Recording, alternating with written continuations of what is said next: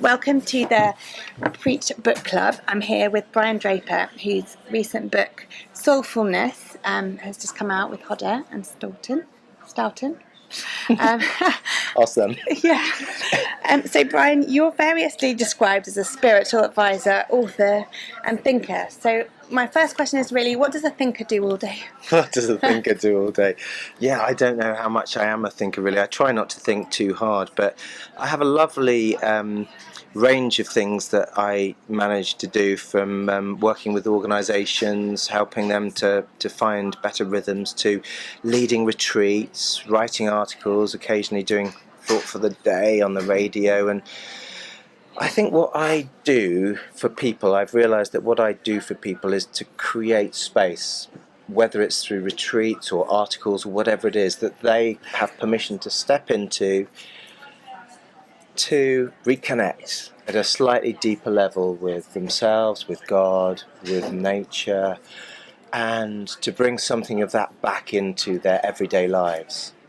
That sounds good. And on a slightly superficial note, I read that you take a cold bath every day. So is that something you would recommend that we all take up? Well, I like to run. I'm not a very good runner, but I'm getting a bit older now, and I just find that my legs ache for the rest of the day when I run 10k, and I like to try and run every day if I possibly can. So you wouldn't take a cold bath if you weren't running beforehand? No, I take a cold bath after a run, and that helps amazingly to re-energise my legs. Sports people do it with iced baths. I don't put the ice in, but I do sit there for 20 minutes in a cold bath and read. Make of that what you will. 20 minutes, that's quite a long time. That's like wrinkly time. So how would you describe mindfulness to the uninitiated? I know that your book's Soulfulness, and I'll go on to that in a second, but to start with mindfulness. Yeah, I mean, it often helps just to flip it round to think about the opposite of mindfulness. So what might you have done today that is mindless? You know, how did you drink your last cup of coffee or eat your last meal? Did you stop to savour its taste and to smell it and just to appreciate it, or did it just kind of go down without hitting the sides? And I think most of us tend to live life on autopilot. We're very busy and we get lost in thought. You know, our insecure minds are sort of pulling us back into the past or forward into the future, reliving or pre-living stuff, and they won't let us just be still in the present. So mindfulness, through really simple techniques like focusing on our breathing, sitting still, meditating, just helps us to almost come back into the room, to wake up, to be a little more present to other people, to ourselves, to God, and to be aware and awake. So how is soulfulness different? What's the twist there? Or what have you done to take mindfulness into soulfulness? Yeah, I think mindfulness takes us to like a tantalizing threshold. When our mind finally calms down, or when we learn to calm our mind down, we get to this point, and it's a point in which the soul is beginning to stir and breathe. So the question is, what next? You know, you might have done one of those lovely mindfulness colouring books. You might have finished your page. You're all kind of, you know, calmed down. But I think life is more than just having a calmed mind. It's a bit more than just learning to cope with the pressures. Jesus said that I have come that you might have life, and life to the full.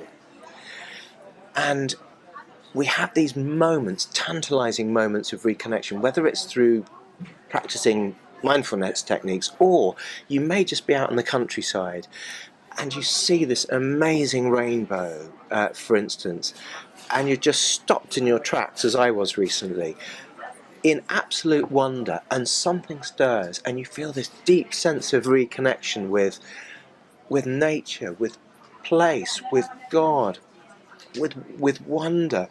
And you realise in that moment there is more to life than kind of my petty little grievances with the world, and something is bigger, and you have that sense of reconnection. but then just like the rainbow fading from view, it almost slips through your hands. And I think that's a human experience. Most of us have those beautiful moments of awakening, but we don't quite know what to do with them.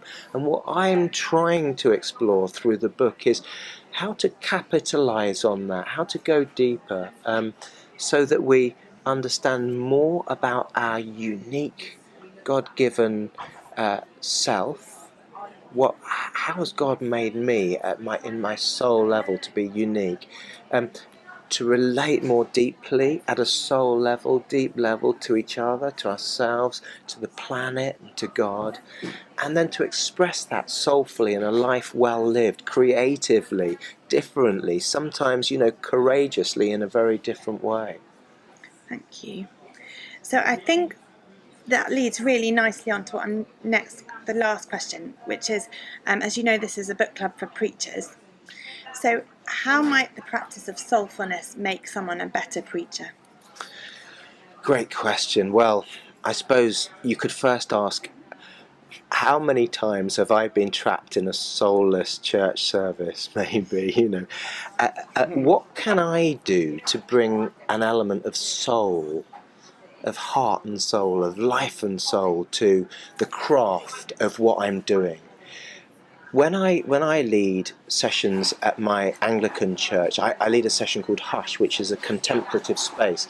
And what I love to do is to bring in elements that often get pushed out of church: poetry, music, just all sorts of things, art, images that touch us at a slightly deeper level, metaphor, so that we create space, whether it's through a physical space or the space that our words open up, for people then to enter and to connect at a deeper level. So I would say taking time out to pause, to re-energize, to not overthink sometimes, but to tune in at a slightly deeper level to what not only you might feel God wants you to bring to a preach, but also what's deeper within you that could be bubbling up,